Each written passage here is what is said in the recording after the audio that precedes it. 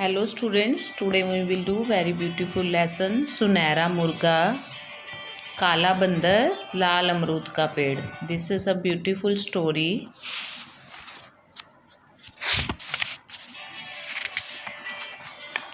Written by Mohan Rakesh. इस story के अंदर एक मुर्गा है, एक काला बंदर है और साथ में एक पेड़ है अमरूद का. उन तीनों की स्टोरी है. सुनहरा मुर्गा अपनी तरह का एक ही था, इसलिए बहुत से मांस विक्रेता मतलब मांस बेचने वालों की नज़र उन पर थी. काला बंदर भी अपनी तरह का ही एक था, मतलब यूनिक थे. सुनहरा मुर्गा भी एक ही था, उस जैसा कोई और नहीं था. बंदर भी वो काला एक ही था, उस जैसा कोई और नहीं था. इसलिए बहुत से चिड़ियाघर के लोग उसे पकड़ने की कोशिश में थे. लाल अमरूद के पेड़ पर पूरे लाल अमरूद लगते थे. उस जैसा भी कोई दूसरा पेड़ वहाँ नहीं था, इसलिए फल वालों से लेकर स्कूल के बच्चों तक को उनके अमरूदों का लालच था. पर उन तीनों ने मिलकर एक जैसी योजना बना रखी थी कि कोई उनका कुछ नहीं बिगाड़ पाता था. जब कोई मांस विक्रेता मुर्गे को पकड़ने के लिए आता तो पेड़ उसे लुभाने के लिए 2-3 पक्के अमरूद नीचे टपका देता. उन अमरूदों की खुशबू ही ऐसी थी कि मांस विक्रेता पहले अमरूद चखने में लग जाता. उस बीच बंदर 2-1 कच्चे अमरूद तोड़कर इस तरह उसके सिर पर निशाना बनाता कि वह अपना होश भूल जाता. आखिर जब वह ऊपर की तरफ देखता तो बंदर मुर्गे की पीठ पर बिठाए मुंह बिचकाता नजर आता.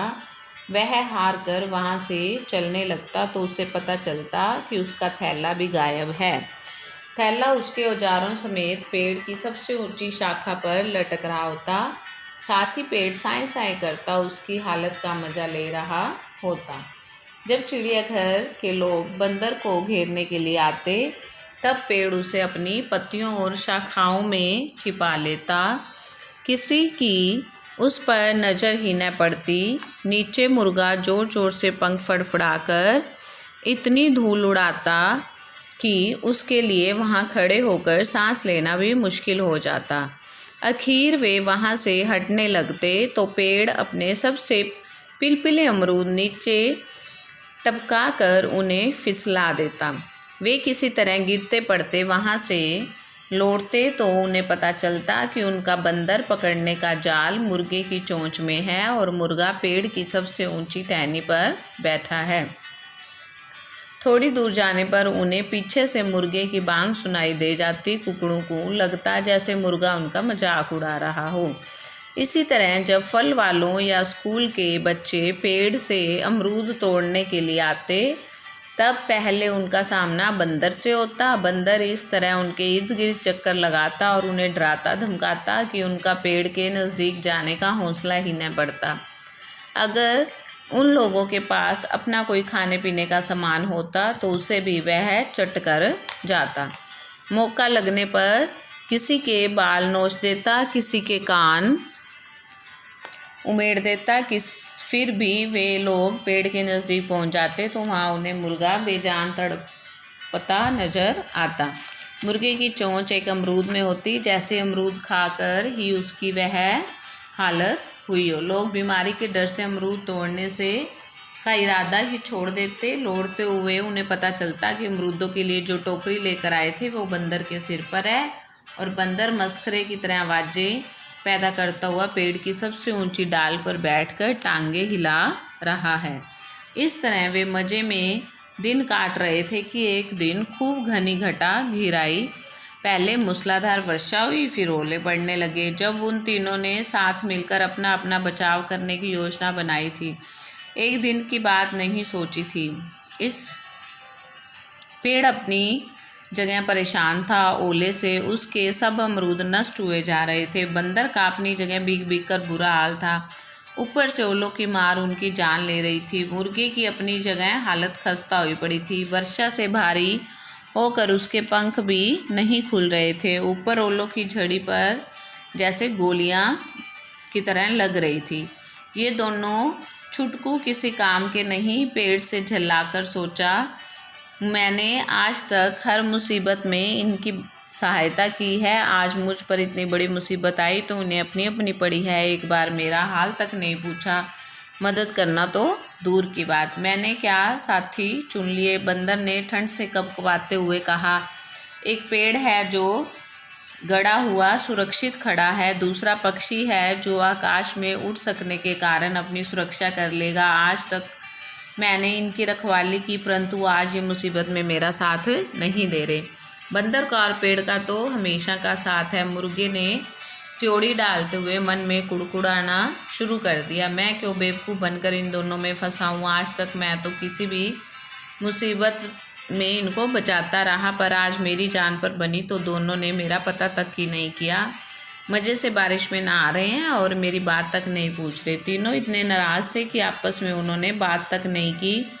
पेड़ चुपचाप अपने अमरूद नष्ट होते देखता रहा और बंदर चुपचाप ठिठुरता रहा और मुर्गा चुपचाप कुड़ता रहा।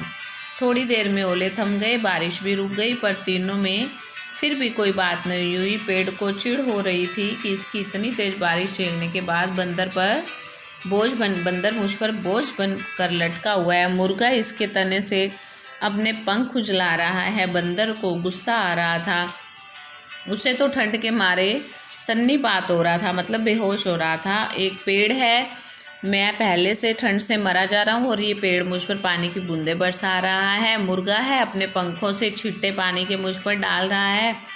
मुर्गे को कुड़न हो रही थी कि पानी की मार से उसका तो जिस्म जवाब दे रहा है, पेड़ को जरा भी ज़मीन उसकी सूखी नहीं छोड़ी है। बंदर से इतना तक नहीं हो रहा कि उसे वहाँ से किसी और सुरक्षित जगह पर पहुँचा दे। अगले रोज़ जब पेड़ की टहनियाँ सूख गई, बंदर का जिस्म सूख गया, मुर्गे के पंख सूख गए, तब तीनों आपस में फिर से भी कोई बात नहीं करने लगे। पेड़ सोचता रहा, अब आए इन दोनों पर कोई मुसीबत तो मैं इनको बिल्कुल नहीं बचाऊंगा। उसी रोज़ एक मांस विक्रेता आया, वह मुर्गे की तरफ बढ़ा तो पेड़ के अमरूद ने उसे कुछ नहीं कहा। न बंदर ने मुर्गे को अपनी पीठ पर बिठाया, ना ही मांस विक्रेता का थैला उठाया। मुर्गा मांस विक्रेता के थैले में बंद हो गया और दोनों ने सोचा अब पता चलेगा, बड़ा मुर्गा बना फिरता है।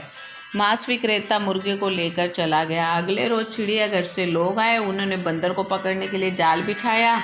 पेड़ चुपचाप खड़ा रहा, उसने कोई भी बंदर को बचाने के लिए कुछ भी नहीं किया ना कहा, और चिड़ियाघर वाले बंदर को घसीटते हुए वहाँ से ले गए। तो फिर पेड़ कहने लगा, अब मजा आएगा, दिन रात जब पिंजरे में रहेगा, बड़ा बंदर बना फिरता है। अगले रोज़ बहुत से लोग आए, पेड़ को घेर लिया।